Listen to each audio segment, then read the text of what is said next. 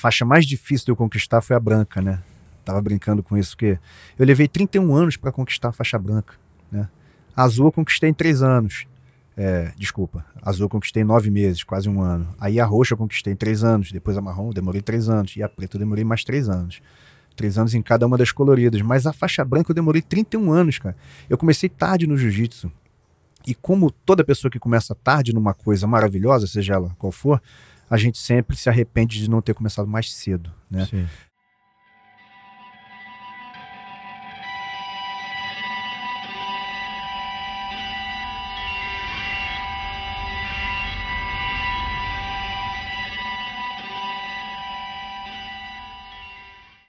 Irmão, honra imensa ter você aqui, cara. Minha. E começar falando algumas coisas aqui importantes, né, cara? Uma, acho que vai ser talvez uma parte do nosso papo sobre o jiu-jitsu e o que nos conectou, né? Eu falo muito essa ferramenta incrível de conexão que o jiu-jitsu é, né? A gente entrou em contato, você ali no Instagram, a gente começou a trocar informação, né? E criou essa conexão forte, verdadeira e íntima até, né? Sim. E uma outra coisa que talvez nem todo mundo saiba, né? Eu sou músico também, né, cara? Sim. E eu acho que a música, ela tá atrelada também com uma questão que conecta com a arte marcial quando a gente fala de arte, né? E as sensibilidades, né? A música tem uma coisa que mexe com o lado humano, né? Muito poderoso, né, cara? Eu acho que nem só quem é músico, mas as pessoas... Por que gostam de música? Porque música realmente mexe com os sentimentos, com as emoções, né? Inclusive, música hoje no esporte é considerado doping. Você não pode fazer um esporte, por exemplo, olímpico, escutando música. Isso eu não sabia. Porque mexe muito, inclusive com as questões hormonais e tudo mais. E, cara, sua história é muito legal na música, né? Você é um faixa preta de jiu-jitsu, um lutador casca grossa, mas tem esse outro lado, né, de sensibilidade musical e artística também, muito aflorado, professor de música também. E gravou uma música muito boa com uma das maiores bandas, né, do Brasil, Nat Roots, que eu tive também a honra de tocar junto, né, na minha passagem aí, jornada na música. A gente se conhece muito, eu sou muito grato por eles também. E uma música que mexe muito comigo quando eu sempre escuto também, cara. E você conta... A gente trocando ideia, você contou um pouco, né, como foi. E um show que a gente, inclusive, tocou ali junto, em homenagem ao Tonho Gebara. Homenagem ao Tonho. Você falou um pouco dessa história, né, da história dessa música. Eu acho que legal você contar aqui. E legal você tocar aqui, né, cara? Eu acho que vai ser um podcast diferente aqui, que a gente vai colocar um pouco a música, né? Eu já fiz isso outras vezes, mas a gente começar e você tocando essa música que, porra, meu irmão... É inspiradora. Com o maior prazer. Cara, essa música ela foi um divisor de águas na minha vida. Num momento em que eu estava me formando na faculdade, me formando em publicidade, estava trabalhando com isso, numa agência de publicidade. Estava num emprego bom e tal, mas não estava feliz, não estava satisfeito. Então, e nessa época eu já tinha banda, já compunha, já estava gravando minhas coisas e tal. E um belo dia eu fiz essa parceria com o Tonho e com o Pepe Barcelos. E o Tonho estava indo tocar no Nat Roots, e eu não sabia disso. Eu era fã da banda, me amarrava na banda, tinha os discos e tal. E um belo dia o Pepe me liga e fala: Pedro, o Nat Roots vai gravar aquela música que a gente fez. E eu tava no trabalho nessa hora, eu atendi o telefone. Cara, quando ele falou isso, eu falei: tá bom, valeu, um abraço, tchau. Antes de botar o telefone no gancho, eu virei e falei: Sandra, me demito, que era minha chefe. Aí desliguei o telefone, foi no impulso. Quer dizer, era uma coisa que eu já queria fazer, já era minha vocação e eu precisava do empurrão, né? Então essa música foi muito importante. E depois no show de lançamento, cara, fui na fundição, né? E pensava assim, bom, eles vão tocar minha música em algum momento e eu vou escutar minha música na fundição lotada, né? Meu irmão, foi a primeira música do show. Abriram o show com a música e na hora eu tava na primeira fila olhando pros músicos, claro, né? E aí eu falei, não, música é minha, vou virar de costas, vou olhar o público. Aí eu virei de costas, meu irmão, fundição lotada, todo mundo cantando. E, cara, foi uma emoção, e assim, eu falei, é isso que eu vou seguir. E isso foi em 2004, a gente tá em 2022, de lá pra cá eu só trabalhei com música e mais recentemente com outras coisas, mas nunca parei com a música, né? Desde lá até aqui. Então, Leviatã é uma música muito importante pra mim. Vamos lá. Muito animal, irmão. Use inteligência agora, pelo mundo afora, saiba quem te adora e quem quer te ver partir. O sentimento mora no coração e é o que te ensina a agir.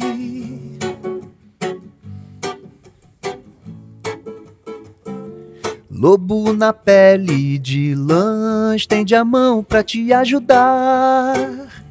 Vende uma ideia vã que vai te cegar. Se faz democrata e é também a que escraviza e mata. Usa inteligência agora pelo mundo afora, saiba quem te adora e quem quer te ver partir. O sentimento mora no coração e é o que te ensina a agir.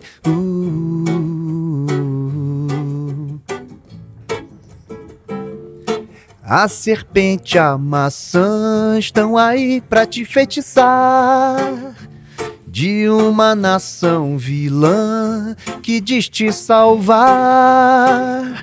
Se faz democrata e é também a que escraviza e mata. Usa inteligência agora pelo mundo afora, saiba quem te adora e quem quer te ver partir. O sentimento mora no coração e é o que te ensina a agir.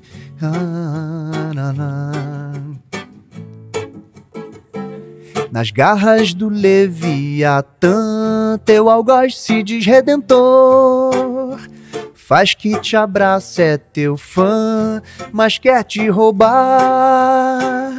E a boca que beija vai te difamar. E a boca que beija vai te difamar. Usa inteligência agora pelo mundo afora, saiba quem te adora e quem quer te ver partir. O sentimento mora no coração, quem sabe sua história saberá seguir com inteligência agora pelo mundo afora, saiba quem te adora e quem quer te ver partir. O sentimento mora no coração e é o que te ensina a agir.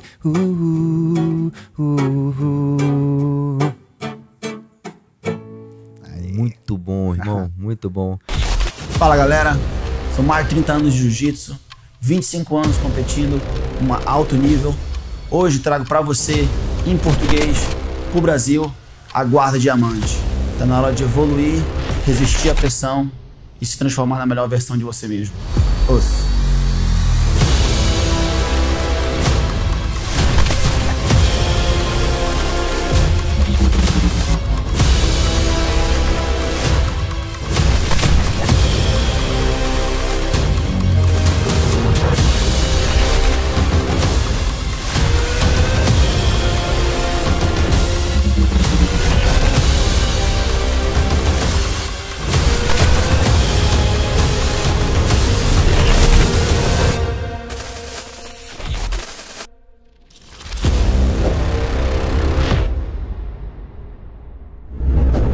Cara, realmente, assim, fico até arrepiado de falar porque a música, ela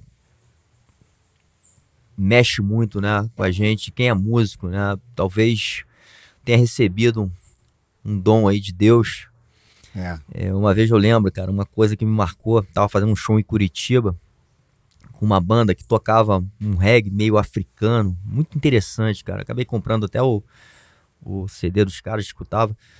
E em uma das letras falava muito isso, cara, que a gente deveria prestar atenção nesses dons que Deus nos dá. Porque se Ele nos dá esse dom, é importante que a gente faça alguma coisa com Ele na nossa vida. Não pode não deixar de lado. Exatamente. Isso mexeu muito comigo, cara. E me deu muita força para eu acreditar nas coisas, né, que eu sentia e que eu tinha confiança que talvez eu tivesse algum dom ali, né? Então, todo mundo tem um dom, né? Todo mundo tem um dom. A gente, às vezes, não descobre no tempo de uma vida. Exatamente. Né? E, às vezes, o nosso dom é para alguma coisa que não foi nem inventada. Por exemplo, sei lá, futebol tem algumas centenas de anos só. Há 500 anos atrás, quem garante que não nasceu o cara com dom para isso? Só que não existia. Sim. Então ele nunca vai saber, né? Sim. Todo mundo tem um dom. Eu acredito nisso. Acho que é só a gente procurar. Exatamente. Né? Por isso que eu acho que a gente tem que ser exposto ao maior número de coisas possível na vida. Você gosta de fazer muita coisa, eu gosto de fazer muita coisa também. Pô, eu já fiz capoeira, jiu-jitsu, surfo. Hoje em dia eu não surfo mais, mas surfei durante muitos anos, que é outro esporte maravilhoso também, né? Sim. Esportes, artes e qualquer coisa que você vai fazer, que você vai se aprofundar, eu acho importante para você ter o gostinho daquilo e ver, né? Será que se encaixa na minha vida? Será que eu gosto disso? Será que eu saberia fazer isso bem, né? Sim. E aí a gente vai se encontrando dessa forma, né? E toda experiência é válida, né? Você conhece pessoas, né? Você se coloca, eu acho que talvez uma coisa importante, a gente estava falando um pouquinho isso em off também, a gente se coloca às vezes numa mentalidade de faixa branca, né? De aprender de novo, né? No jiu-jitsu a gente vê muito isso, né, cara? Eu tenho falado isso muito na questão até de ser um faixa preta, né? A responsabilidade que a gente tem como faixa preta, que não é o cara que sabe tudo, muito pelo contrário. Né? A gente mostra para as pessoas que a gente ainda está aprendendo, que essa jornada é infinita, né? E que a gente ainda vai se colocar em várias posições de exposição, né? E que a gente vai trabalhar o que a gente estava falando lá no início, que o jiu-jitsu é uma escola aí que trabalha muito esse nosso lado do ego, do orgulho, né? Da humildade. Sim. Que vai trabalhar isso para sempre, cara. E a muito gente mais mental do que físico, né? Muito. E aí, talvez um segundo projeto seu muito importante, né, cara, fazendo esse link, é o livro, né? Sim. Que você acaba de lançou há pouco tempo, inclusive foi o que talvez tenha nos conectado, né? E que você mostra justamente, cara, esse lado de um jiu-jitsu em sua totalidade, né? Sim. Não é um jiu-jitsu só de combate, sim, né? sim. Que tem toda a sua importância, mas é um jiu-jitsu para a vida, né, Pedrão? Total. Que você enxergou isso de novo, trago toda a sua sensibilidade, e a tua jornada no jiu-jitsu foi muito intensa também, né? Por mais que você tenha começado um pouco tarde, como você estava falando ali, sempre foi muito intenso. Foi muito intensa. Né? Eu costumo dizer que a faixa mais difícil de eu conquistar foi a branca, né? Tava brincando com isso, porque eu levei 31 anos para conquistar a faixa branca, né? A azul eu conquistei em 3 anos. A azul eu conquistei em 9 meses, quase 1 ano. Aí a roxa eu conquistei em 3 anos, depois a marrom eu demorei 3 anos, e a preta eu demorei mais 3 anos. 3 anos em cada uma das coloridas, mas a faixa branca eu demorei 31 anos, cara. Eu comecei tarde no jiu-jitsu, e como toda pessoa que começa tarde numa coisa maravilhosa, seja ela qual for, a gente sempre se arrepende de não ter começado mais cedo, né? Sim. Então, isso foi em parte uma coisa que me motivou a escrever o livro. E esse título, Nem de Cabeça Baixa, Nem de Nariz em Pé, quer dizer exatamente a postura que eu acredito que o jiu-jitsu deixe as pessoas, se bem treinado, né? O jiu-jitsu, eu acho que ele entrega pra gente uma coisa muito importante mentalmente, que é você não se sentir desamparado. Na psicanálise a gente fala sobre, né, os medos, e um dos principais é o medo do desamparo, que pode se desdobrar em vários medos, né? Medo de morrer sozinho, medo de ficar velho, medo de ser abandonado, medo de tomar porrada. O medo de tomar porrada tá ali à espreita para todo mundo. Sim. Quando você é uma criança pequena na escola, principalmente menino, né? Que os meninos é que brigam mais, as meninas nem tanto. Você tem medo de tomar porrada. O jiu-jitsu te traz um certo amparo nessa questão, que você... de onde vem a confiança, né? Isso me motivou também a escrever o livro. As pessoas que treinam jiu-jitsu sabem os benefícios do jiu-jitsu, tanto físicos quanto psicológicos. Mas às vezes a gente não sabe explicar. Então quem não treina... Como é que quem não treina vai ser convencido a vir treinar? Só dizendo que é bom? Pô, mas bom, muita coisa é boa, né? Surf é bom, capoeira é bom, música é bom. Pô, E eu vejo muita gente fazendo dessa forma, né? Pô, vem treinar jiu-jitsu, cara, jiu-jitsu é muito legal, você vai ficar mais confiante. Mas não explica por quê. E eu queria explicar por quê. O livro é, obviamente, para quem não treina, mas é bom para quem treina também, até para conseguir convencer quem não treina de entrar nesse mundo. A gente sabe que isso é maravilhoso, que é uma prática que só tem benefícios, e eu acho que a gente não pode guardar o segredo, entre aspas, só pra gente, né? Sim. Ele tem que ser mais amplo, ele tem que ser mais divulgado, e cada vez mais pessoas têm que poder se beneficiar do jiu-jitsu. Então, como é que eu ia fazer para convencer alguém que não treina de que o jiu-jitsu era tão bom assim? E talvez a melhor arte marcial, né? Eu vou explicar por que ele dá confiança. Ele dá confiança porque você perde o medo de apanhar. Basicamente. Tem outras coisas envolvidas, mas isso é o principal, né? Você perde o medo de apanhar. Se você perde o medo de apanhar, você perde o medo do ridículo, você perde o medo de pedir um aumento no trabalho, você não vai chegar pro seu chefe nem de cabeça baixa, nem de nariz em pé. Ele é um equalizador, né? Você não vai se achar a pior pessoa do mundo, que vai chegar lá cabisbaixo e ninguém vai te respeitar. E você também não vai se achar o melhor de todos, porque você já foi amassado no treino, você sabe como é, né? Sim. Gente que você nem imaginaria que fosse capaz de fazer aquilo com você, fez aquilo com você. A história que eu te contei da menina quando eu era faixa branca, que me finalizou, e foi uma surpresa. E aí você para e pensa, peraí, pô, mas se ela me finalizou, ela não tem cara de que conseguiria fazer isso. Mas então, peraí, eu tenho que tomar mais cuidado com os meus preconceitos, né? Eu tenho que tomar mais cuidado em não analisar o livro pela capa. Sim. Eu tenho que conhecer as pessoas. E o significado de respeito é respeitar, olhar de novo. Isso eu falo no livro também, no capítulo sobre respeito. Quando a gente julga uma coisa importante, a gente olha de novo, né? Você vai mostrar uma posição. Professor, pode repetir? Então, você vai lá, olha de novo. Você não vira as costas para alguém que pode te atacar. Então você respeita tanto alguém que pode contribuir com você, quanto alguém que pode te ameaçar, né? Não convém virar as costas, ou seja, não olhar. Então, esse sentido eu acho bem bacana do respeito. Respeitar, olhar mais uma vez. Dar aquela coisa ou aquela pessoa um pouco mais de atenção, porque pode ter valor ali. Legal. Né? Muito legal. Acho que é isso. E esse lance que você falou também da insegurança, talvez, né? Ou da segurança, é uma coisa reptiliana, né? Quando você fala assim, porra, a gente busca ficar mais seguro ou mais confiante o tempo inteiro. Legal, você volta lá para a fase em que a gente ainda é criança, né? E no colégio acontece muito isso. Se a gente relembrar, essa coisa que hoje falam muito do bullying, isso sempre aconteceu. Só mudou de nome. Exatamente. Então é uma coisa humana mesmo, né? A gente quer o tempo inteiro se sentir mais seguro, né? E essa ferramenta nos dá a segurança, mas reforço, não só, e você explicou muito bem, não só pela parte física de combate, né?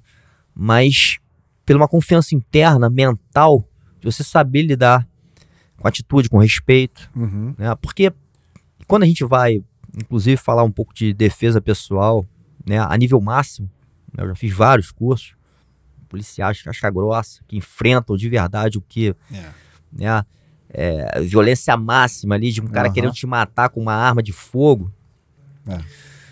Cara, os princípios básicos são os mais importantes. Exatamente. Né? Talvez o primeiro, atenção, né? E depois toda essa questão de atitude e respeito.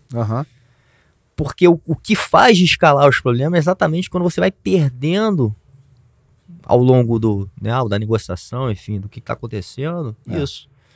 Né? E entra a questão da confiança também, porque às vezes você entrega, né, ou toma uma atitude imprecisa porque você sai do teu estado mental, né, ou emocional, enfim, que te leva a cometer alguma coisa que, algum erro, porra, né? meu irmão, é ali que talvez em situação de vida ou morte, cara, não pode vacilar, né? Você falou de estado mental, é impossível a gente treinar, seja no tatame, ou seja na aula de defesa pessoal, todas as situações que podem acontecer. Sim. Né? É impossível. Mas é possível você treinar o estado mental. Exatamente. Então o jiu-jitsu, ele treina o estado mental. Quando eu falo que o cara que treina jiu-jitsu e fica seguro, ele vai conseguir pedir um aumento mais fácil, a gente não treina no tatame pedir aumento no emprego. Você não treina isso.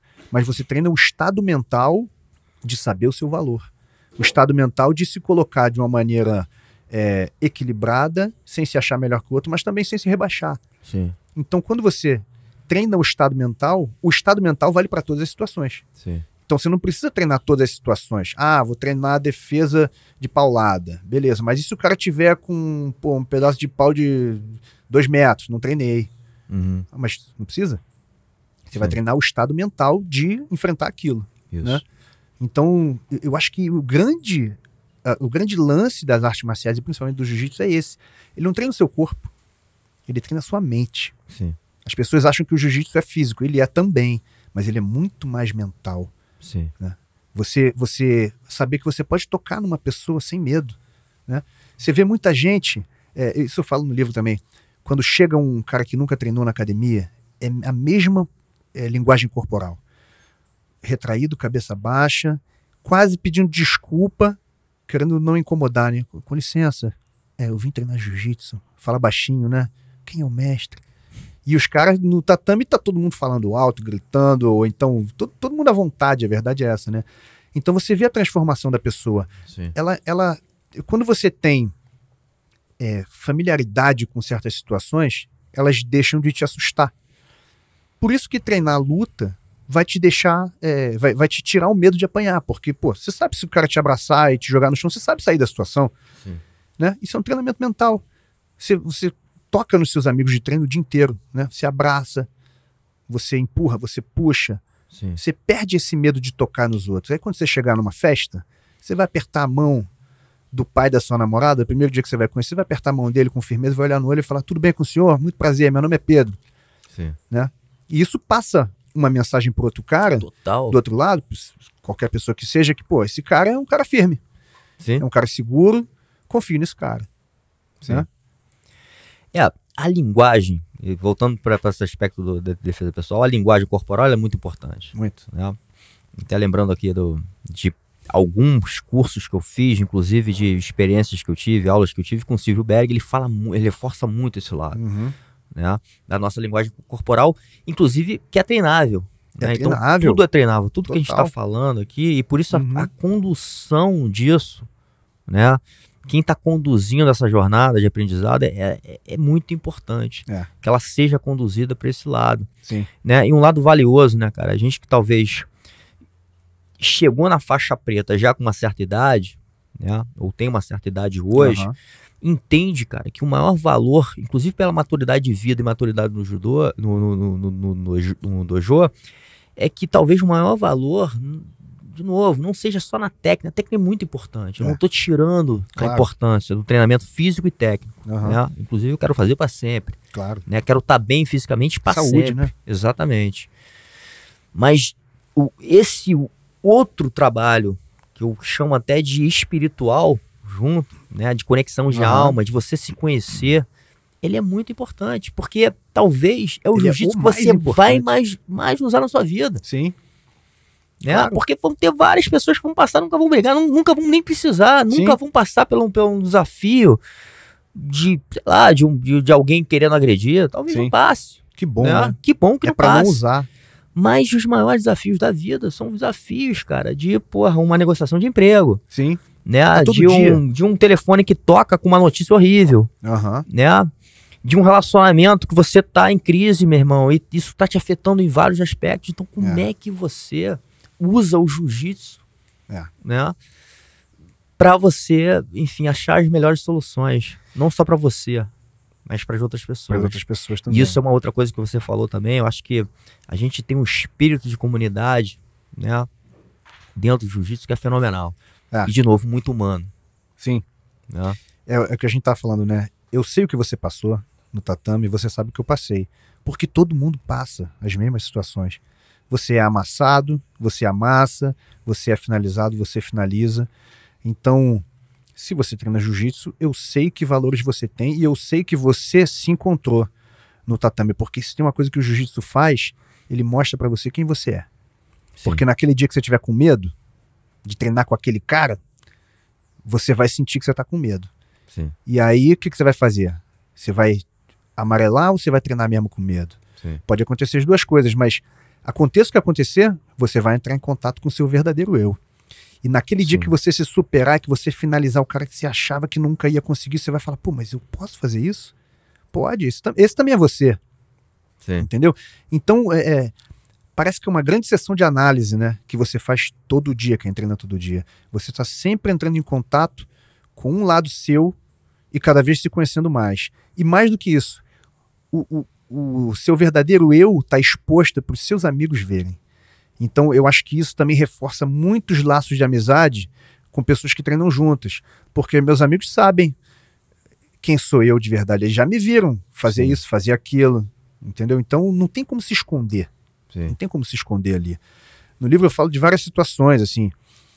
Tem situações boas e ruins, né? Eu lembrei agora de uma que não é tão boa, mas aquela pessoa que sempre para o treino na hora que você vai finalizar ela. Sim. Então o caráter dele está exposto ali. É um Exatamente. cara orgulhoso, que não quer bater. E aí na hora que você vai pegar, ele para te dizer, não, faz mais assim, faz mais assado. Aí você vai e finaliza, algo que você já faria normalmente, aí o cara bate. Ah, beleza, isso aí. Mas pô, cara, né? A gente tem que aprender a ser honesto consigo mesmo. Se o cara me pegar, vai me pegar. Meus amigos lá de treino, cara, a gente passa ao longo dos anos, você passa numa montanha-russa, né? Entra um cara novo, mais novo que você, fisicamente mais forte e tal. No início você pega ele várias vezes. Aí vai passando o tempo, o cara vai aprendendo, daqui a pouco ele tá te pegando, e você não consegue mais pegar. Isso aconteceu comigo várias vezes. Sim. Entendeu? Então, cara, a gente vê isso acontecendo durante a jornada. Isso é uma outra coisa, assim, meu irmão, fenomenal. Porque a gente passa por esses estágios em que a gente vê um cara que a gente batia, inverter a situação. Aí você pensa assim, quem é o melhor? Não existe quem é o melhor. Você não tem como dizer, eu sou melhor do que o fulano. Você tem como ser melhor do que você. Sim. A única pessoa que você pode ganhar de verdade na vida é você mesmo. Porque você pode até finalizar um cara um dia, no outro dia ele vai te finalizar, ou então vai chegar outro cara que vai te finalizar. Quem é o melhor lutador do mundo? Essa resposta ninguém tem.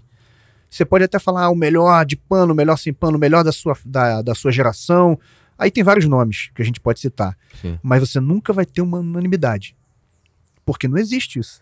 Não existe o melhor de sempre em nenhuma atividade, nenhum esporte, nenhuma arte. Né? Sim. Mas tem o cara que foi melhor do que ele mesmo todo dia. Sim. E essa é a verdadeira busca, né? Chega a ser até um clichê falar assim, melhor 1% todo dia. É clichê, mas os clichês têm o seu fundo de verdade, né? Senão não seriam clichês. Então é isso mesmo. Você tentar melhorar aos pouquinhos, sem pressa, com respeito aos seus limites, às vezes desafiando os seus limites. Sim. E olhando o outro que está ali te desafiando como um componente de motivação e não como um problema, né? Sim. O cara que te ganha sempre, é com ele que eu quero treinar. Porque no dia que eu não perder, não preciso nem finalizar, no dia que eu não perder já é uma vitória. Exatamente. Se eu conseguir ficar ali 5 minutos sem bater para aquele cara ali, campeão mundial, pô, eu me considero campeão mundial também, se eu conseguir fazer isso. Sim. Na minha proporção, né? Claro. Sim. Exatamente. E é, como você falou, uma ferramenta de evolução, né, cara? A gente tá buscando essa evolução e se expondo a ela, né? Se colocando, né? E quando você falou até da questão da terapia, por exemplo, você deu o exemplo aí do medo. Sim. Né? A gente vai passar por essa questão do medo em várias situações. Pode ser num campeonato, pode ser numa visita de academia, pode ser na própria academia. Sim. Quando você vai treinar com um cara ou desconhecido, ou um cara que, porra, geralmente você toma massa desse cara. Sim. Aquele treino é um treino que vai te mexer mais com você. E o fato de você ter que lidar com isso de verdade, você já tá fazendo essa terapia. Porque você vai ter que lidar com esse exercício. A palavra é verdade. Não tem pra onde correr, cara. Sim. Não tem pra onde correr. O treino vai rolar. Você pode até, se você quiser treinar displicente, é contigo, mas vai bater mais vezes. Né? Então não tem pra onde correr. O jiu-jitsu joga as verdades na nossa cara. Você falou de linguagem corporal, né? Que a linguagem corporal é treinada e tal. Aí eu lembrei de uma história que é muito legal. Antes de eu treinar jiu-jitsu, eu morava em Jacarepaguá, e lá, essa história eu conto no livro também. A gente saía à noite, eu era adolescente, saía à noite e voltava a pé pra casa, né? E, cara, de madrugada, qualquer pessoa na rua, você já se sente ameaçado, né? Sim. Vai me assaltar. Então a gente tinha um negócio de linguagem corporal que a gente fazia, que era o seguinte: se eu olhasse alguém na rua, na direção contrária, meu irmão, eu ia direto pra cima da pessoa. Eu ia direto andando com cara de maluco, chegava lá, falava qualquer coisa. Perguntava as horas, às vezes chegava assim, meu irmão, que horas são? Nunca fui assaltado. Então, assim, eu acho que se o cara era um assaltante, a linguagem corporal de ir pra cima Sim. já desarma o cara. O cara talvez vai escolher outra pessoa pra assaltar. Sim. Porque, né, assaltante não gosta de surpresa. Sim. Então, se você tem uma linguagem corporal que transmite ao cara uma certa mensagem de que talvez esse alvo aqui não seja o melhor, vou procurar outro. Exatamente. A linguagem corporal já te salva total de antemão, você não precisa nem brigar. Sim. Né? Voltando até para a história do Silvio, ele fala, né, ele usa até o exemplo, né, assim, se um agressor, né, ou um ladrão que seja, ele tá buscando ali a presa. ele olha o cenário, ele talvez, cara, a escolha dele não vai ser por o cara ser mais forte, mais fraco, vai ser pelo cara mais atento. Exatamente. Entendeu? Tá falando no celular, na esquina, olhando pra cima. Então, essas são as questões que a gente deve, quando a gente fala de defesa pessoal, porque, de novo, a gente deve evitar ao máximo o confronto. Claro. Né? Confronto é bom pra ninguém, né? A prevenção é muito importante, de tudo, né? Quando a gente fala de saúde, é a mesma coisa, né? A gente não tem que... obviamente, hoje a gente tem vários remédios, enfim, que bom que a ciência evoluiu muito nesse sentido. Sim. Mas se a gente cuidar no nosso dia a dia, provavelmente a gente vai fazer menos uso, né? Claro. E ficar, de novo, com a saúde boa, saúde mental boa, disposição, né? Então isso é uma coisa que você vai trabalhando no dia a dia. Você previne de ter coisas. Mesma coisa da vida pessoal, é prevenção. Sim. Né? Então, porra, são às vezes coisas que você pode fazer muito simples, né? Vou sentar num restaurante que a rua tá ali perto, né? Cadeiras na rua, mesas na rua. Pô, eu sento virado pra rua para ver o que tá acontecendo. Se tiver alguma coisa estranho, eu tenho tempo, né? Vou chamar hoje um Uber, né? Eu vejo de longe. Vou chamar um Uber, não posso ficar na beira da rua. Dando mole, esperando, né? chamo de no estabelecimento. Sim. Né? Porque é fácil ser rendido ali, eu com o celular na mão, esperando, olhando o celular na beira da rua. Então, assim, tem certas coisas. Então, quando fala da efetividade, né? Da questão da defesa pessoal começa muito antes da luta, né? Muito. Uma coisa que eu falo para meus alunos é o seguinte: a gente tem aulinha, né, de defesa pessoal lá no Horizonte, e eu falo para eles, a gente tá treinando aqui, mas deixa eu deixar claro para vocês o seguinte: a primeira defesa pessoal é não estar onde a confusão está. Então, você quer não ser agredido, não vai ficar num lugar que você sabe que tem confusão. Seja um bar, uma boate, pessoas embriagadas e tal. Então a primeira defesa pessoal é estar longe da confusão. Se você estiver sempre longe da confusão, vai ser difícil ela te encontrar. Se porventura ela te encontrar, a gente vai treinar isso aqui. Aí eu dou a técnica. Sim. Entendeu? Porque é para usar em último caso, né? Essas defesas de, sei lá, defesa de paulada, por exemplo, que eu passo muito pros moleques. Cara, primeira defesa, tu pode correr? Você pode correr? Então corre, cara. Você não vai tomar paulada, se o cara não te atingir, não te alcançar, você nunca vai levar uma paulada. Agora, se tiver num beco sem saída, não tiver como correr, você vai ter que enfrentar, aí tem essa técnica aqui, ó. Sim. Preste atenção nesses detalhes. Porque é isso, né? Exatamente. Não buscar a confusão, né? E a técnica, e aí entrando pro lado da técnica, né? E talvez de um conceito muito importante do jiu-jitsu, que a gente tá falando de novo da confiança, né? E é que na hora do caos, na hora do... Você tá numa encruzilhada, não tem mais saída, você vai ter que ir pro combate, você ter a calma e a confiança para você já resolver. Treinou. Exatamente. O estado mental que a gente falou. De novo, né? E voltando, né, nesse nível que a gente tá agora falando da defesa pessoal, eu trabalho muito com mulheres também. Um dos maiores problemas, até fazendo uma analogia rapidamente também com o mar, é quando você entra no pânico. Congela. Exatamente. Não sabe o que fazer. Ou faz de uma maneira, né, que você vai gastar energia e vai ser muito pouco eficiente. Ou vai aumentar a ira do teu agressor. Sim. Porque uma mulher que vai tentar bater na cara, vai dar uma cotovelada, vai ser agressiva, às vezes dá motivo na cabeça do cara pra bater mais forte. E essa coisa do congelar, né, de travar a mente, eu acho que é uma das maiores causas de afogamento, né? O cara se desesperar. Total. Porque se você ficar quase parado só boiando, né, dependendo do mar, é mais difícil você morrer. Mas se você ficar se debatendo, gritando, cara... E é muito difícil, né? Voltando para a analogia do mar, né? E até porque, de novo, eu já salvei muita gente dentro d'água, né? E às vezes, volta e meia, a gente passa, né? por esse momento. Um momento que te faz, opa, e agora? Né? O mar, ele te assusta muito. Visualmente. Sim. E energeticamente. Sim. Porque ele é uma força muito maior do que a sua. Não adianta. Não pode ser o brabo. Brabo que for, nadador que for, inclusive, nadadores olímpicos já morreram afogados. Né? Não tem como você lutar contra. Então, o que vai te salvar é justamente essa calma e o entendimento. No caso, né, você está sendo levado pela correnteza, talvez você tenha que ser levado até um certo ponto. Fluir, né? Saber se adaptar. Exatamente. Agora, de novo, o controle mental e emocional é o mais difícil. Eu converso muito, né? E sou amigos de vários surfistas de onda grande, cara. E você vê, cara, às vezes os caras não são nem fortes fisicamente. Mas a parte mental deles é muito boa, né? Muito. Não, pro cara descer na onda de Nazaré, meu irmão. Pois é. Tem que ter um mental muito forte, porque não dá pra dizer que não tem medo. O cara, ele tem, mas ele controla. Exatamente. Então ele controla a mente dele. Qualquer um vai ter medo ali, mesmo. Pô, então o cara consegue controlar. Toma um caldo, meu irmão, como é que toma um caldo em Nazaré? Como é que toma um caldo em Nazaré? Se você for prender a sua respiração numa piscina, tu consegue aguentar alguns minutos.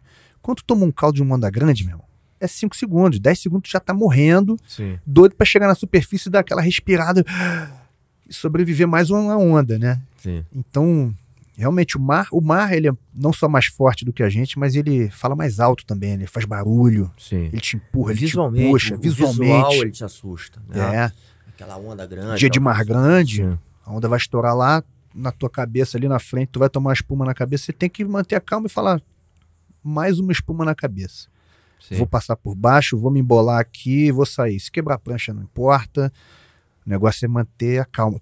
Quando você mantém a calma, você não só gasta menos oxigênio, como você consegue pensar melhor, né? Exatamente. Se você tá nervoso, você não consegue pensar, você só consegue reagir. Isso aí. E às vezes no mar não dá pra reagir, você não vai correr. Vai correr pra onde no mar? Não tem como correr, né? Não tem como lutar. Então sobra você ter calma. Exatamente. É essencial, é isso. Treinamento mental, jiu-jitsu dá isso. Total, essa é a jornada, né, que vai, como você falou, como a gente vive uma experiência também muito verdadeira, a gente tá lidando com esse negócio o tempo inteiro, de uma maneira, muito intensa, né? O cara, a gente tava falando aqui, quando o cara aperta o teu pescoço, ele vai apertar até você acabar a oxigenação, né? Quando o cara pega o teu braço, se você não bater, vai machucar. Então, experimenta não bater, né? Pra ver o que acontece. Exatamente. Então, né? E talvez ao longo da jornada, né? Você acha que teu limite é um pouco maior. Já aconteceu várias vezes de eu apagar, de eu ser apagado, porque eu achei que dava. Achou que dava, né? Principalmente no maldito baseball choke, aquilo ali. A única vez que eu apaguei foi nisso. Você acha que não tá pegando, né? Tem certas posições que são assim, né? Matalhão é o clássico, você sabe. Eu também tive uma experiência com essa, porra. O beisebol é isso. Você acha que vou passar a guarda e vou montar. Não vai. Foi a única vez que eu dormi. Dormi quando eu acordei, caramba. Onde estou? Quem sou? Sim. Mas é pra ficar mais humilde mesmo, né? Pra respeitar aquela coisa ali, aquela posição. Na próxima vez que encaixarem, olha de novo. Né? Olha de novo, respeita aquilo que você já bateu uma vez, já dormiu uma vez. Então é isso, treinamento contínuo. É o tempo todo altos e baixos, né? O jiu-jitsu se mostra como você tem que ser mais humilde, mas como você também pode ser aquele cara que você não sabe que é. Pô, outra história que eu conto no livro também, sobre limites. Primeiro eu dou o exemplo do jacaré, né? Com o Roger, que... Como eu estou falando para leigos ali no livro, eu queria uma história que fosse emblemática. E na minha cabeça, a história que veio mais assim, emblemática sobre limite no jiu-jitsu foi a história do jacaré com o Roger na final do Mundial de 2000 e, se não me engano foi 2004, que o jacaré deixa quebrar o braço. O cara queria tanto ser campeão mundial que quebrar o braço não era o limite dele. Então, óbvio que eu, no lugar dele, eu não faria, até porque eu não sou um atleta profissional. Isso não precisa chegar tanto. Mas o exemplo é muito ilustrativo, né, dessa coisa. O cara deixou quebrar o braço, meu irmão. Que limite é esse? Você deixaria quebrar teu braço? Eu não deixaria quebrar o meu. Eu teria perdido ali. O cara foi campeão, por pontos. Sim. E aí eu tentei achar um paralelo, guardadas as devidas proporções, claro, né, de uma situação comigo. E eu lembrei de um campeonato que eu vencia numa federação, não me lembro agora, mas é uma federação que não tinha vantagens, eu acho que era SAF. E como a luta acabou empatada, o vencedor seria definido pelo Golden Score. Quem fizesse o primeiro ponto ganhava. Meu irmão, meu adversário chegou do meu lado, estava passando minha guarda. E aí você tem 3 segundos para reagir, senão, se o cara estabilizar, é passagem. Se não estabilizar, não tem vantagem, então continua. Meu irmão, eu fiz a força maior do mundo, já tava morto. Tava na final, já tinha feito algumas lutas, tava morto. E do lado de fora, os amigos falando, né? Repõe, aqueles gritos que te dão energia, né? Meu irmão, empurrei, repus a guarda, meia guarda, morto já, pensando assim, é o meu limite, não aguento mais. E os caras, raspa. Falei, tá bom, vamos lá. Puxei uma força que eu não sabia que eu tinha, já tinha perdido todas as minhas forças. Puxei outra, raspei o cara, meu irmão. Quando eu raspei o cara relaxou, aceitou o ponto. Aí, cara, eu desabei de cansado e falei, não acredito. Eu ultrapassei, eu achava que eu já estava morto, mas eu não estava morto. Então, são lições, né? Sim. Que ao mesmo tempo que o jiu-jitsu te bota no seu lugar, te bota para baixo e fala, você não é tudo isso, ele te bota para cima e fala, você é tudo isso, cara. Sim. Você é tudo isso. Ele te leva a você, por isso que, de novo, é uma jornada de autoconhecimento, você sabe, você começa a entender quem você é, e seus limites e superações. Você pode superar aquilo que você achava que era um limite baixo. Total. Né? E trabalha sempre esses dois lados, né? O lado da fraqueza, da aceitação, porque a gente não vai ser bom em tudo, cara. A gente, né? Não tem como. Então a gente vai ter limitações que a gente tem que aceitar e ser generosos, inclusive, com elas, né? E trabalhar as nossas potências, né? O que a gente é bom, a gente talvez colocar pra fora isso. Sim. Bater no peito e falar, porra, isso aqui eu domino, eu faço bem, que bom. E todo mundo tem um pouco de cada. Todo mundo né? tem. Todo mundo e tem. essa viagem de autoconhecimento, que é muito animal. Né? E você também falou, a gente ali em off, você falou um pouco dessa questão, né, da individualidade. A gente tava falando um pouco da individualidade. Né? Que cada pessoa é diferente, cara. Não adianta eu forçar um cara... Sim. Ou criar um método aqui que vai dar certo para todo mundo. É lógico que a gente tem que ter uma base de metodologia. Sim. Né? Mas o professor, e aí entra uma sensibilidade até talvez artística que a gente estava falando, e que inclusive o jiu-jitsu nos dá a capacidade da gente sentir cada um. Às vezes não precisa nem tocar. No próprio olhar. Sim. Né? Ou no próprio, sei lá o que, meu irmão. Energia que seja. Você sente. A gente começa a sentir. Cada ser humano é único, né? Então, nesse sentido, não existe aula em turma. Só existe aula individual. Sim. Por isso que a escola, como ela é hoje em dia, a escola tradicional, ela enfrenta tantos problemas, né? Você bota 30 crianças numa sala e vai ensinar geometria para elas, nem todo mundo vai entender aquela informação do mesmo jeito. Quer dizer, cada um vai entender de um jeito. Só que eu entendo que para a gente conseguir viabilizar um sistema de ensino, tem que ter padrões, senão não dá. Não dá para você pegar e dar uma aula para cada um. Não tem professor para isso, né? Tem muito mais aluno do que professor. No jiu-jitsu é a mesma coisa. Em qualquer assunto que você for ensinar, não existe aula em grupo. Estou botando muitas aspas nessa expressão, porque é óbvio que existe aula em grupo. Mas é o que você falou, cada um é um. Então o professor, e agora falando especificamente do jiu-jitsu, ele tem que olhar o aluno e entender, fazer aquilo que eu falei ali fora antes da gente gravar, né? Função de mãe e função de pai, que na psicanálise a gente fala, né? Que pode ser feita por qualquer pessoa. Não é que a função de mãe vai ser feita pela mãe e a função de pai, não é isso, né? Inclusive a função de mãe pode ser feita pelo pai e ela é feita em vários momentos e vice-versa. Que é o quê? Função de mãe é você acolher as necessidades, no caso da criança. E a função de pai, incentivar as capacidades. Então, o que seria isso? Seria você olhar aquela criança e falar, pô, hoje ele tá mais assim, melhor não botar ele para treinar com um menino maior, porque ele vai sentir e vai ficar desmotivado. Então, vem aqui, acolher as necessidades. Hoje ele tá precisando treinar com o professor, fazer uma coisa mais divertida. E outro dia, incentivar a capacidade. Chega e fala, ó, cara, eu acho que você consegue. Vai ser duro, o moleque é mais pesado que você, é maior, mas vai lá. Vê o que você consegue fazer, vê quanto tempo você consegue resistir. Né? Consegue tem a ver com capacidade. Quando você fala esse verbo conseguir, né? Tentar, tem a ver com capacidade. Então, tem que saber balancear essas duas funções, né? Tem a analogia do ninho, que o Francisco Daut, que é o meu orientador de psicanálise, é um psicanalista, um dos mais requisitados do Brasil, um cara que tem vários livros geniais. Ele fala sobre essa analogia do ninho. O passarinho está no ninho, ele está num ambiente ali cuidado, ele precisa daquele cuidado, né? Daquele amparo ali, para ele poder criar força, criar as asas para depois voar. Se você botar ele para voar muito cedo, se ele tiver pouco tempo de ninho, ele vai cair no chão e vai morrer. Agora, se você der muito ninho para ele, só função de mãe, ele não vai voar nunca, porque ele nunca vai se jogar. Então, tem que ser uma coisa equilibrada. A função de mãe e função de pai tem que ser uma coisa equilibrada, né? Acolher as necessidades, dar carinho, dar amparo, ninho, e também jogar de vez em quando. Ó, vamos lá, cara, vamos lá. Sei que você não quer, mas hoje é necessário. Vamos lá, faz isso aí, vamos fazer essa posição, vai treinar com o garoto ali. Vai perder, não tem problema se perder, tenta, né? Sim. Esse equilíbrio é fundamental, porque o ser humano só evolui assim. Sim. Você vê o que é o que hoje chamam de criança mimada, né?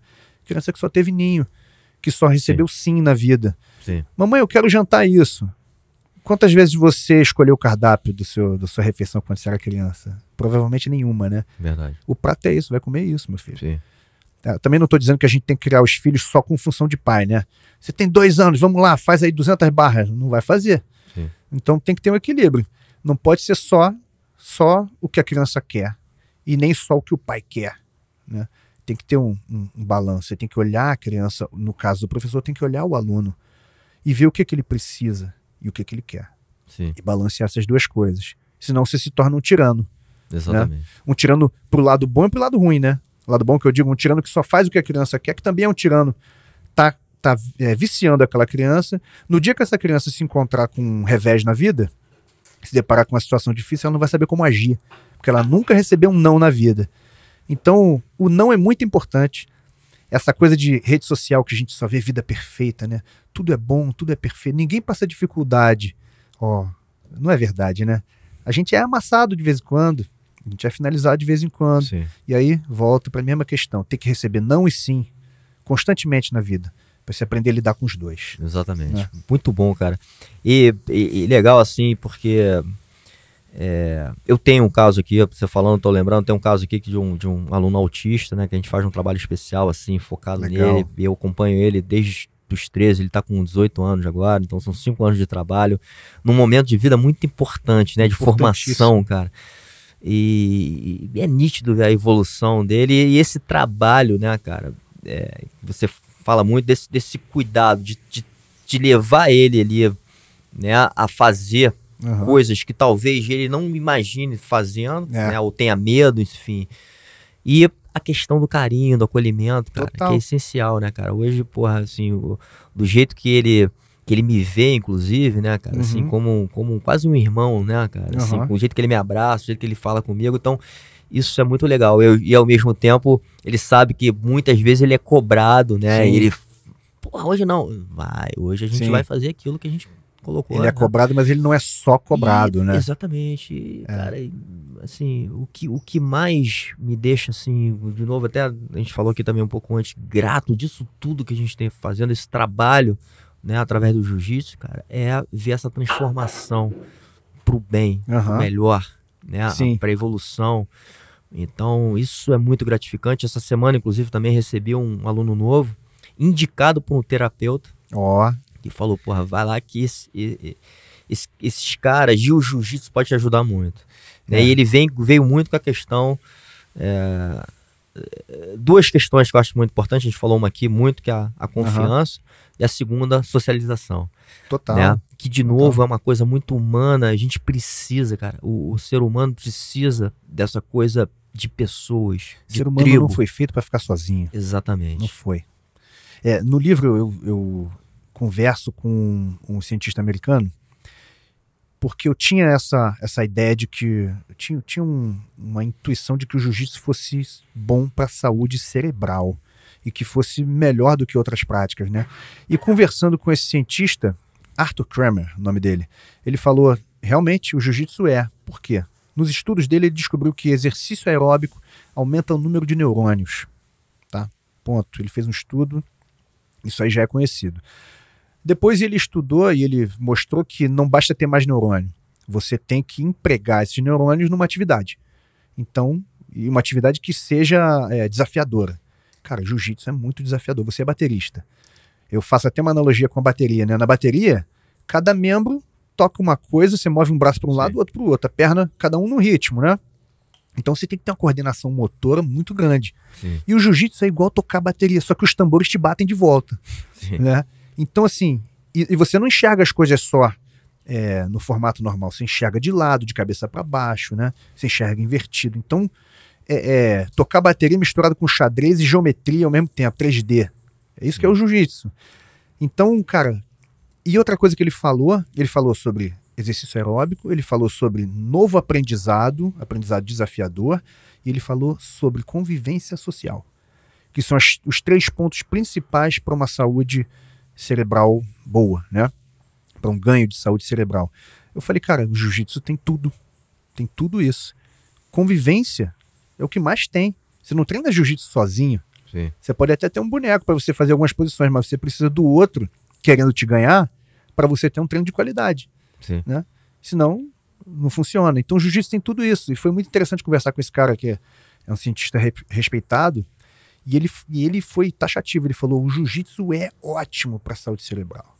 Coisa que a gente sabe por intuição, mas é bom quando um cientista, alguém de renome, atesta isso, né? Dá o selo de veracidade, exatamente, né? Atesta isso. Então é isso, cara. Esse lado social é importante. Imagino que esse teu aluno, em 5 anos que ele treina, ele tenha tido um ganho enorme. Total. Né?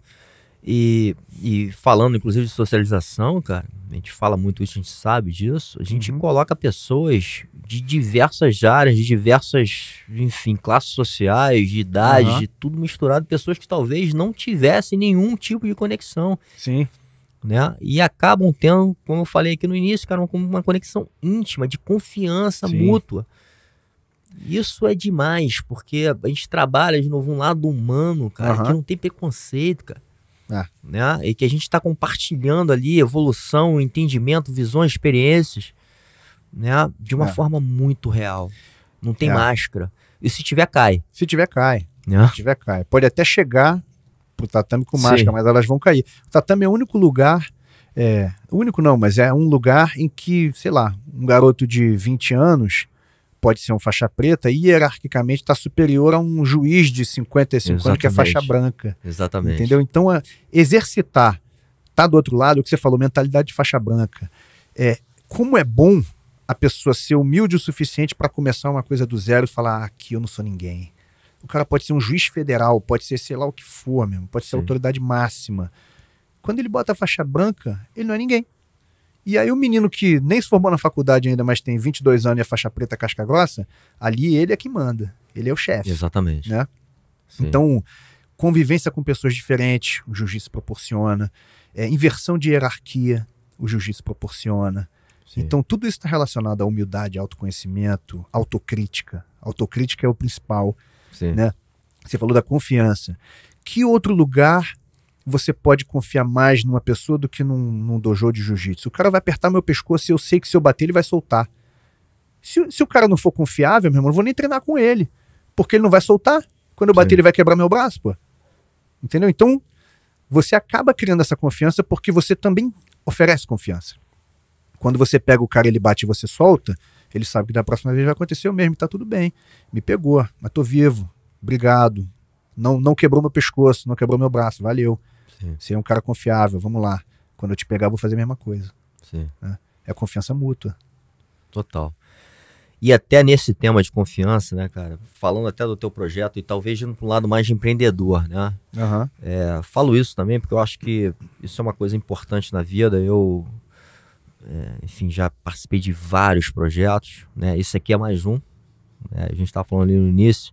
O quanto às vezes é difícil, né, cara? A gente colocar um sonho, uma ideia no ar. Boa, né? Muito. Porque talvez esse primeiro passo, ele é muito legal, né? Muito inspirador, né? Porra, tenho vontade de fazer aquilo. A paixão é um combustível importante para muita coisa e é necessário.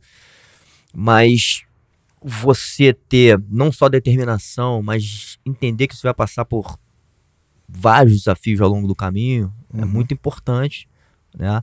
E, de novo, ter a confiança, a resiliência, enfim, tem muitos aspectos importantes que eu acho, de novo, o jiu-jitsu traz isso, né? Total. Quando a gente, vai criar um negócio que a gente sabe que é um desafio gigantesco, né, cara? Fazer um livro, né? Imagino que seja um negócio, meu irmão, É um projeto muito desafiador. Cara, eu olhando pro meu passado, assim, eu vejo que eu sou um cara de muitas ideias, mas nem todas eu realizo. Muita gente é assim. Sim. Acredito que todas as pessoas, ninguém realiza tudo o que pensa, né? Claro.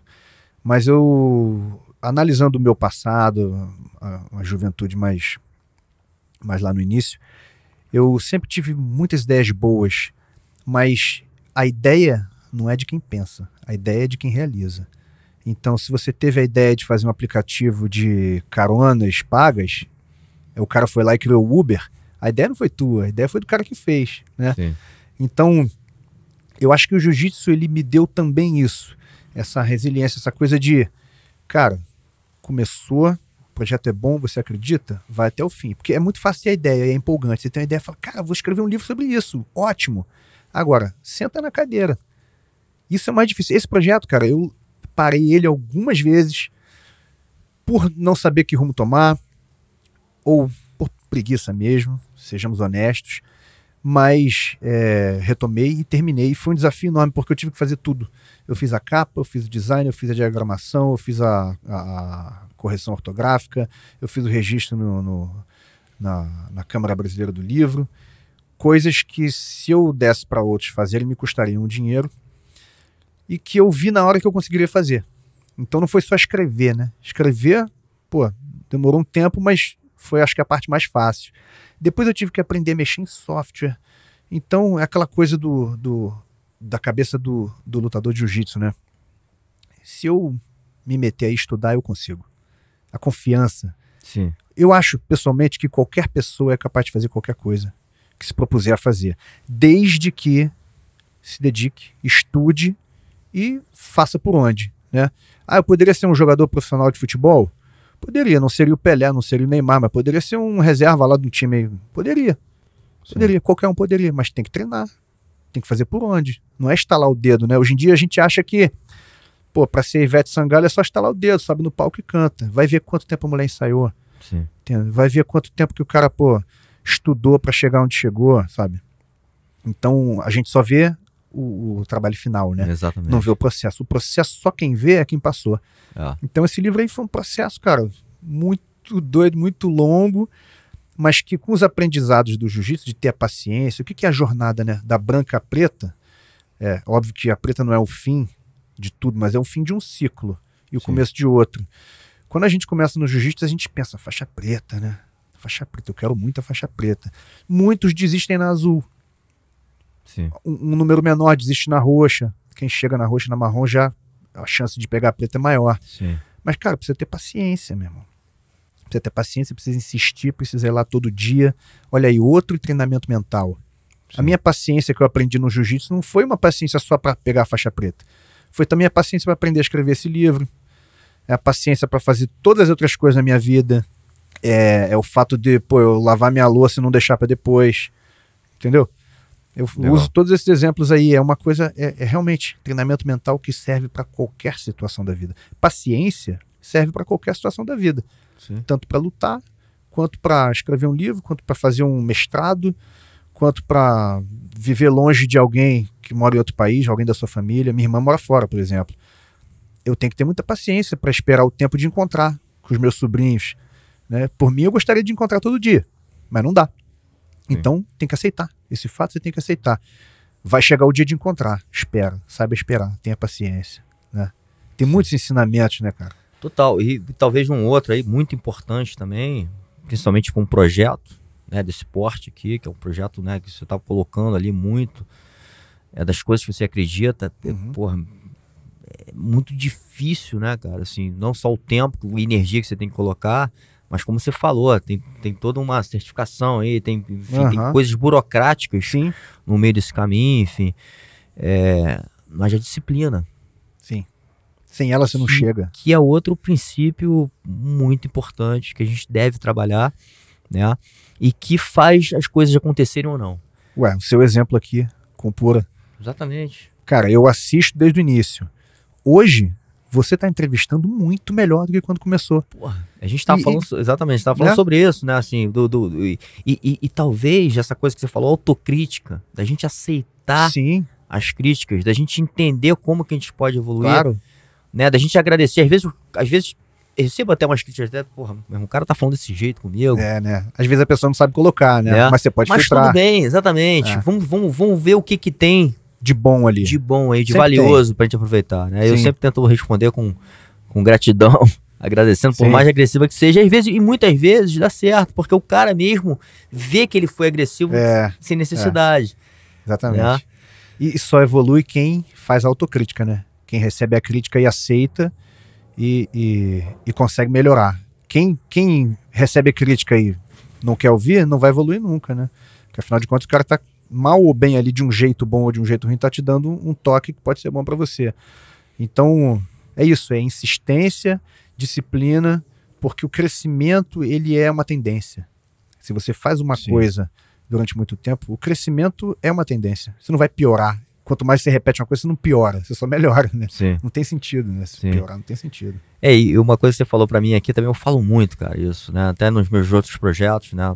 Trabalho muito com branding também. E a consistência. Né? A consistência, ela é muito importante. Outra coisa que a gente aprende muito no dojo, né? Se a gente fica mudando muito as coisas e não acredita que o tempo vai nos levar a uma eficiência que seja, né? Talvez a gente não consiga chegar no ponto que a gente quer chegar. Claro. Né? Ou marcar, como eu falo, o branding, que a gente é uma marca. Né? Com o tempo fazendo isso aqui mesmo. A gente criou uma consistência de estar fazendo isso aqui. E colocamos na disciplina de fazer toda semana. Né? Difícil, no começo, porra, ninguém vê, porra, né? Muito trabalho, tem que arrumar tempo, mas a gente tem que ter consistência se a gente quer chegar a algum ponto que seja, né? Você falou em chegar a algum ponto, eu lembrei de uma ideia que eu tive no final do livro, que é como eu concluo o livro. Qual o sentido da vida? A pergunta de milhões, né? E eu percebi o seguinte, o sentido da vida, talvez essa pergunta, essa expressão não seja o significado da vida, mas sim a direção, porque sentido também é direção, né? Qual o sentido da vida? Pra frente. O sentido da vida é pra frente, andar pra frente. Ande como você andar. Pode ser tropeçando, pode ser correndo, mas pra frente, ou seja, evoluindo, né? O sentido da vida é esse, porque não tem linha de chegada. A vida só tem linha de partida. Não tem linha de chegada, você não chega a lugar nenhum. Você só vive. Um dia você vai morrer. Ninguém chega no ponto máximo de dizer, beleza, agora eu sou um ser perfeito. Ninguém vai chegar lá. Mas se você andar pra frente, esse é o sentido da vida. Essa é a direção. É o que eu acredito. Muito bom. Voltando aqui para o aspecto da música, até pra gente finalizar com música também, mas na conversa você falou, fazendo essa analogia da bateria também, né, cara? Eu trago também um pouco dessa minha vivência na música, né? Acho que tem um outro aspecto importante, que é o ritmo, né? Ou o timing. Sim. Mais o timing, inclusive, né? Eu uso muito esse princípio do timing. Na luta a gente entende que o timing é importante. Sim. Né? Quando eu perco o timing, talvez não funcione. Isso. Né? E de novo, é uma coisa treinável.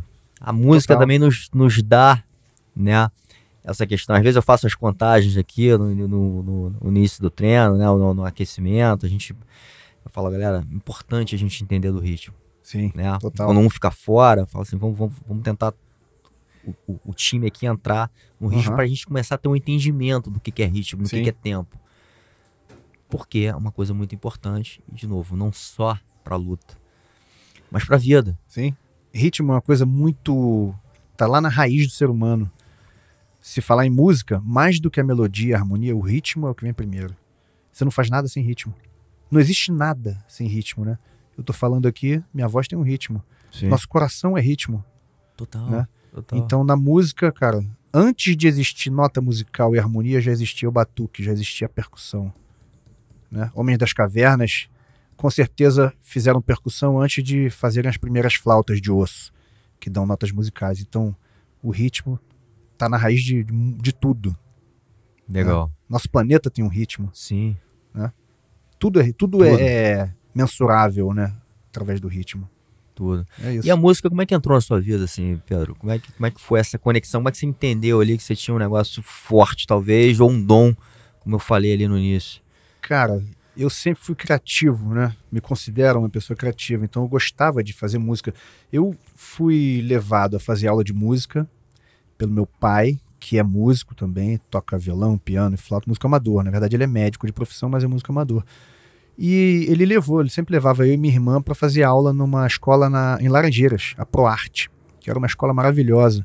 Lá eu fiz inicialização musical, comecei a fazer flauta doce e tal. Aí acho que com 10 anos eu parei, com 16 eu repeti de ano. E foi a melhor coisa que aconteceu na minha vida. Parece contraditório dizer, na época foi duro, foi triste, eu me sentia a pior pessoa do mundo, repeti de ano, pô, desperdiçando tempo e dinheiro dos meus pais. Mas na turma que eu entrei, depois de repetir de ano, eu conheci um grande amigo da minha vida, que mudou muito a minha vida, que é o Pedro César. Pedro César estava fazendo aula de violão, me mostrou 3 acordes, aqui ó, a música La Bamba, Lá, Ré, Mi. Eu olhei aquilo, pô, então é assim que o violão funciona? Eu tinha um violão em casa, meu pai tocava, mas eu pegava o violão e ficava mexendo nas cordas, não sabia como é que funcionava aquelas casinhas ali, aqueles pedacinhos de metal, aqueles tracinhos. Aí eu vi ele fazendo, falei, me ensina aí. Me ensinou, falei, beleza, 3 acordes. Já sei uma música. Aí aprendi 2, 3. Quando eu sabia umas 5 músicas, eu falei, agora eu vou fazer uma, porque eu vou poder dizer que eu sei 6 músicas, né? Vou chegar para as pessoas e falar, não, sei 6 músicas. Se eu fizer mais uma, eu sei 7 músicas. E eu comecei a fazer música.